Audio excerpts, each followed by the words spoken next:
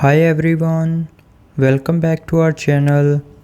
In today's video we will show you how to change the key battery on your Suzuki S-Cross 2023. So let's get started. First you will need few things: a small flathead screwdriver and a new battery for your Suzuki S-Cross.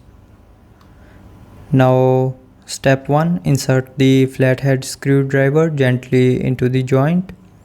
Twist the screwdriver to separate the two halves of the fob.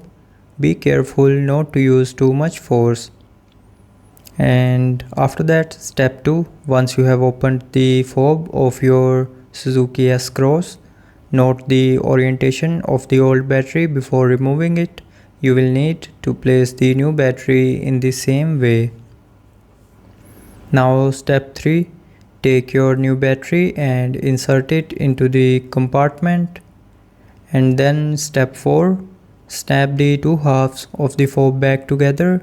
You should hear a click when it's securely closed. Now step 5.